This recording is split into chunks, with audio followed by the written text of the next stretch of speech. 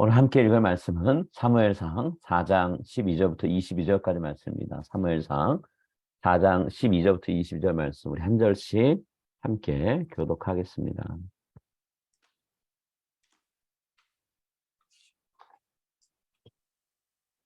12절 말씀부터 함께 읽습니다. 교독합니다. 당일에 어떤 베냐민 사람이 진영에서 달려나와 자기 옷을 찢고 자기의 머리에 티끌을 덮어쓰고 실로에 이르니라.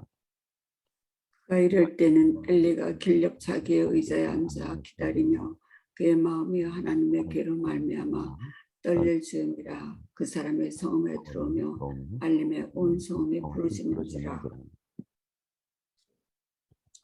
엘리가 그 부르짖는 소리를 듣고 이르되 이 떠드는 소리는 어찌 됨이냐. 그 사람이 빨리 가서 엘리에게 말하니 그때 엘리의 나이가 98세라 그의 눈이 어두워서 보지 못하더라.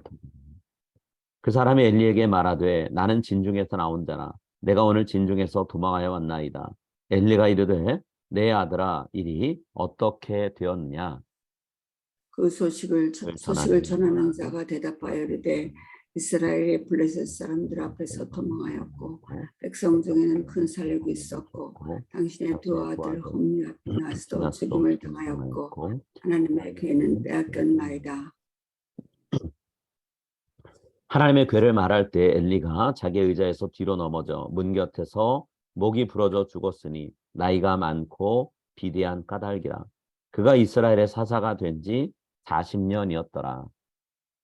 그의 며느리인 비나스의 아내가 임신하여 해산때가 가까웠더니 하나님의 괴를 빼앗긴 것과 그의 시아버지와 남편의 죽은 소식을 듣고 갑자기 앞에서 몸을 구부려 해산하고 죽어갈 때 곁에 서 있던 여인들이 그에게 이르되 두려워하지 말라. 내가 아들을 낳았다 하되 그가 대답하지도 아니하며 단념하지도 아니하고 이르기를 영광이 이스라엘에서 떠났다고 아이 이름을 이가봇이었으니 하나님의 귀가 빼앗겼고 그의 시아버지와 남편이 죽었기 때문이며. 함께 읽습니다. 또 이르기를 하나님의 괴를 빼앗겼으므로 영광이 이스라엘에서 떠났다 하였더라. 아멘. 오늘은 영광이 이스라엘을 떠나던 날이라는 제목으로 우리 같이 사무엘상 말씀 묵상했으면 합니다. 여러분 오늘 본문은 엘리 가문에 내려진 하나님의 심판이 가져온 결과를 여실하게 보여주고 있어요. 엘리가 두 아들을 자신보다 앞서서 죽음의 길로 보내는 비극을 맞이했죠. 또 엘리가 지켜야 했던 언약궤를 더 이상은 지킬 수가 없는 상황이 되었습니다. 블레셋과의 싸움에서 두 아들이 전사했고 언약궤는 빼앗겼기 때문인 거죠. 자, 이 소식을 듣고 엘리가 앉아있던 의자에서 뒤로 넘어집니다. 그리고 목이 부러져서 죽고 말았어요. 자, 이렇게 해서 40년 동안 이스라엘 사사로 일했던 한 지도자가 어이없게 비참하게 최후를 맞이합니다. 여러분, 이 일이 이스라엘 백성들한테 슬픈 일이었을까요? 아니면 기쁜 일이었을까요? 이스라엘 백성에게 나쁜 일이었을까요? 아니면 좋은 일이었을까요? 제사장들이 죽고 사사도 사라지고 언약궤도 빼앗기고 전쟁에 패하고 수많은 사람이 죽고, 자, 겉으로 볼 때는 좋을 거 없는 그런 소식이죠. 근데 오늘 본문은 뭐라고 얘기하냐면 이스라엘 백성들에게 이 소식은 복된 소식이다 이렇게 얘기합니다. 자, 17절 말씀을 한번 다시 읽을게요. 17절입니다. 소식을 전하는 자가 대답하여 이르되 이스라엘이 블레셋 앞에서 도망하였고 백성 중에는 큰 살육이 있었고 당신의 두 아들 홈리와 비나스가 죽임을 당하였고 하나님의 괴는 빼앗겼나이다. 지금 이 17절 말씀은요, 블레셋과 이스라엘이 치열하게 전투를 벌이는 그 현장에서 겨우 살아서 빠져나왔던 한 베냐민 지파 사람이 엘리에게 보고하는 내용이에요.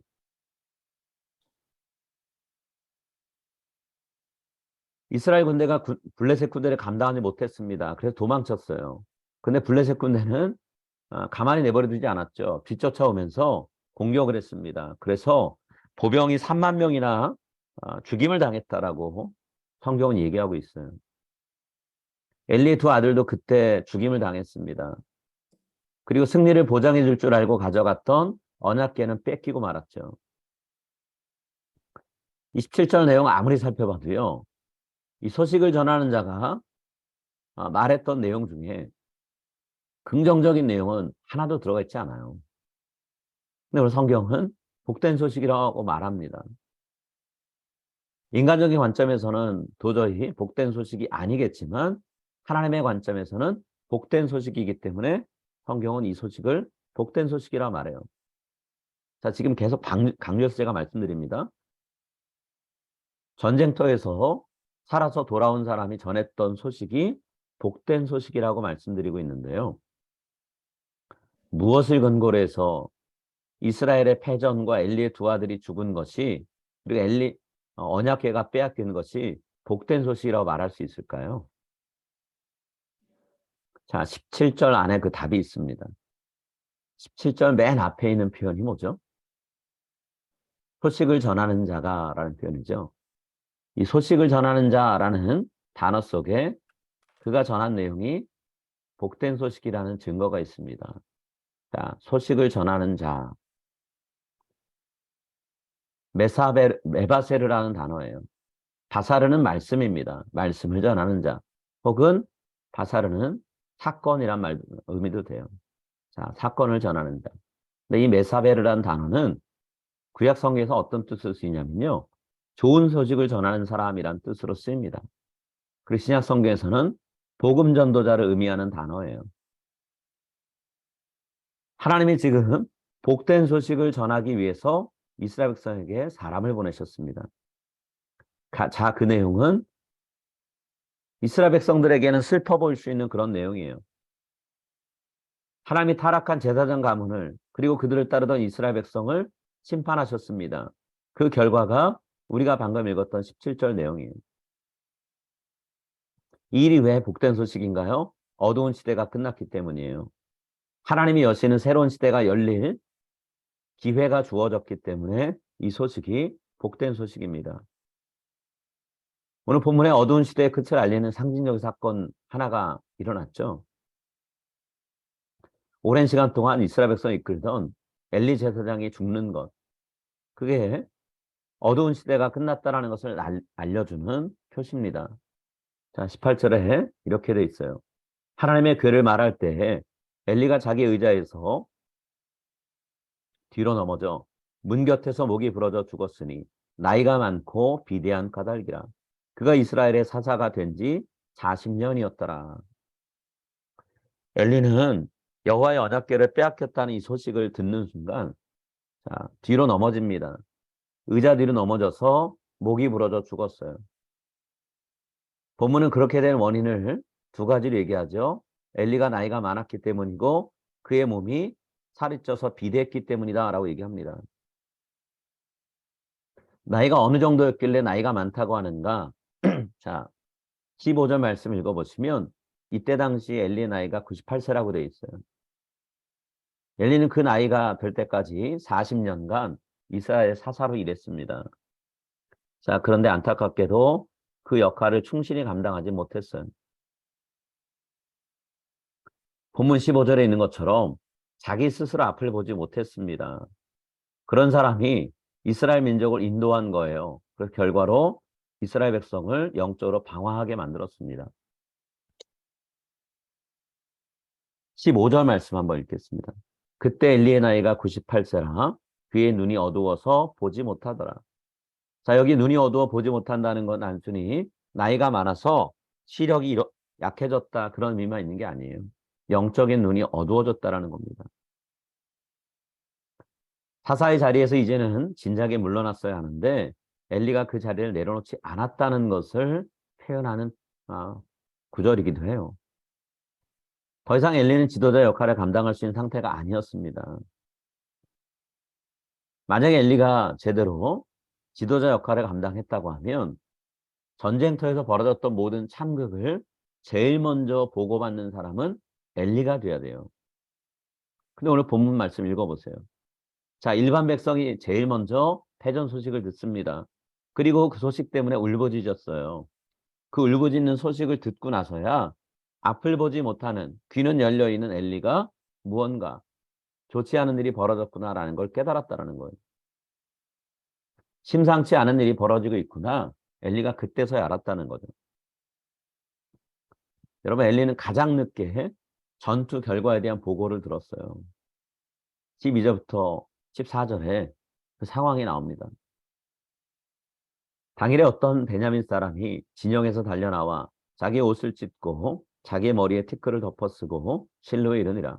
그가 이를 때는 엘리가 길려 옆 자기의 의자에 앉아 기다리며 그의 마음이 하나님의 괴로 말미암아 떨릴 즈음이라.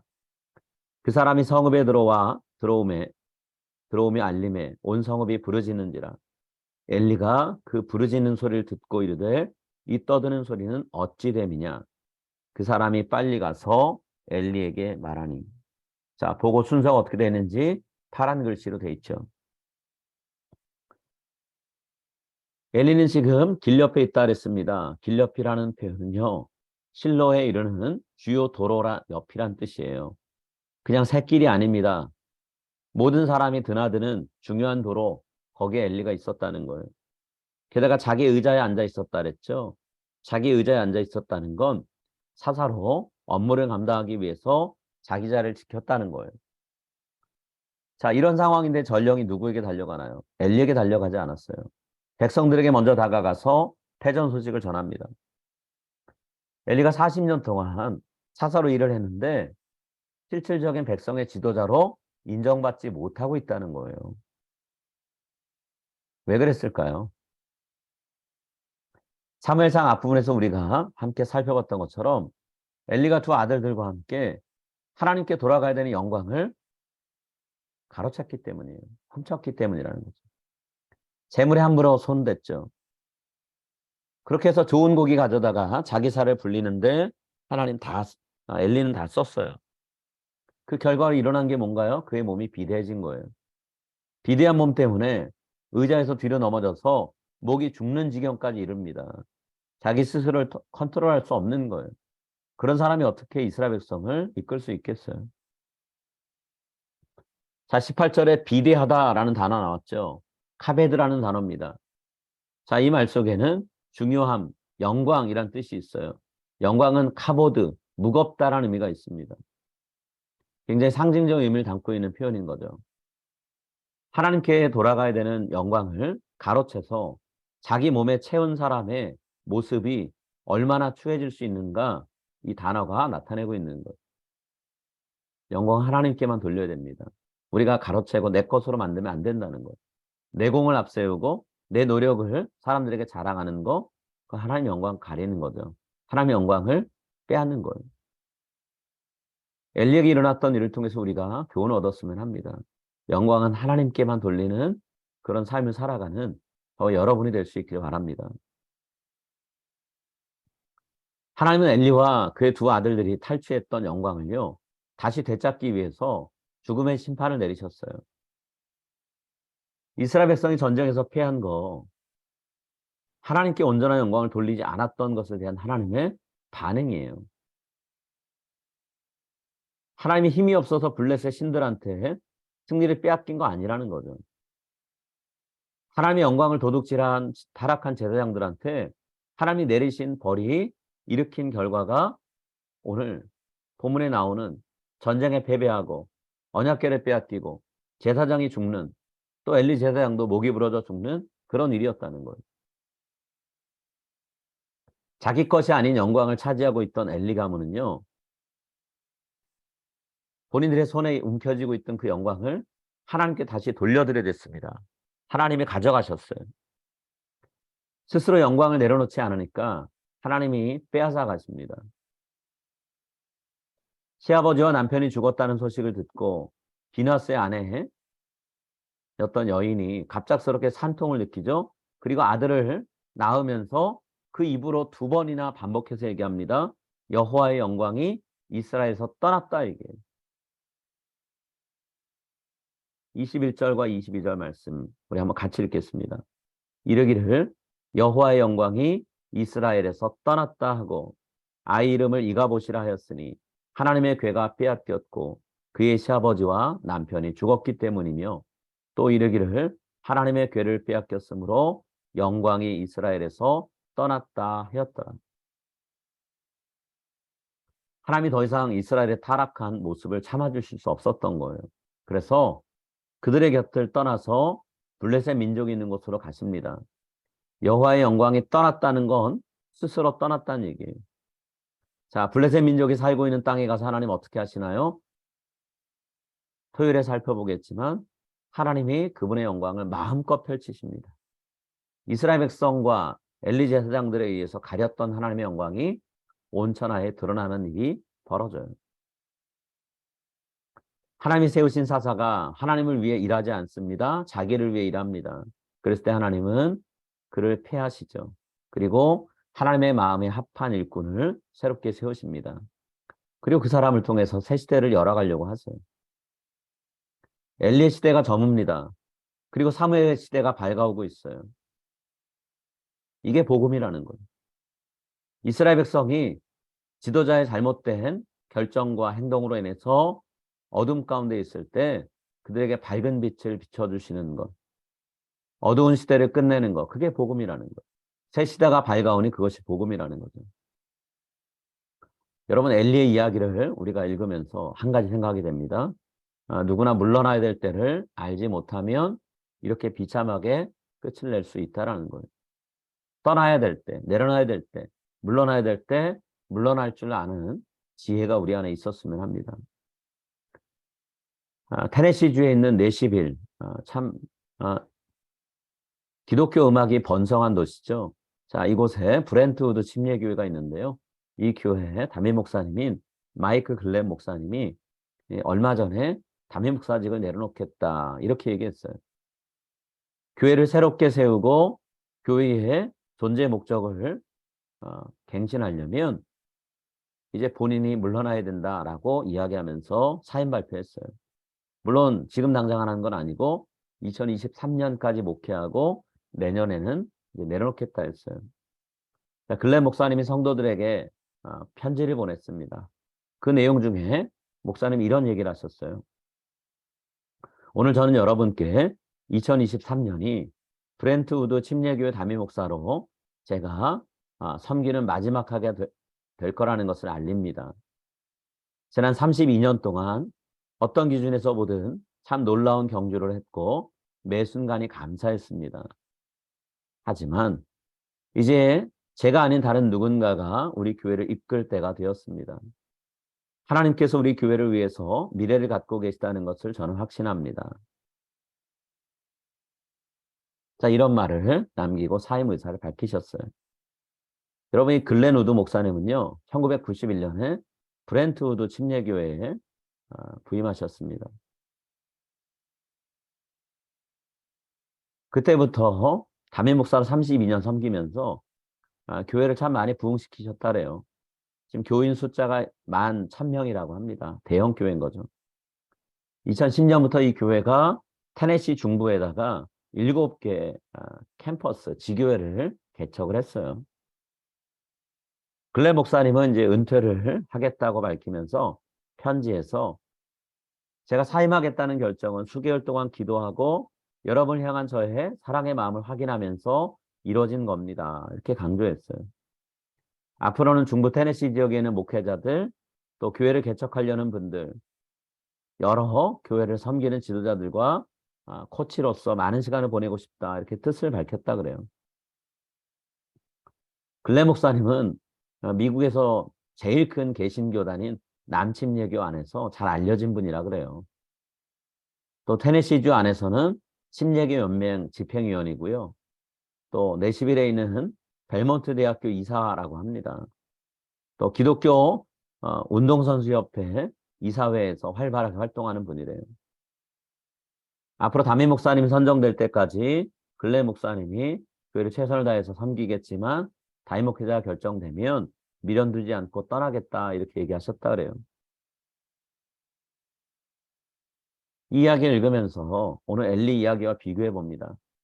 엘리가 이 글렌 목사님처럼 자기 역할에 충실히 잘 섬기다가 자기 스스로 이젠 내가 물러날 때가 됐구나 라고 생각하고 뒤로 물러날 수 있었다면 얼마나 좋았을까요?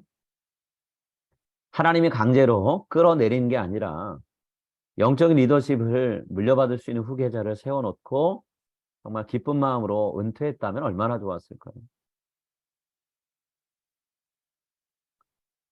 엘리에게만 이런 질문을 던져보면 되는 게 아니겠죠.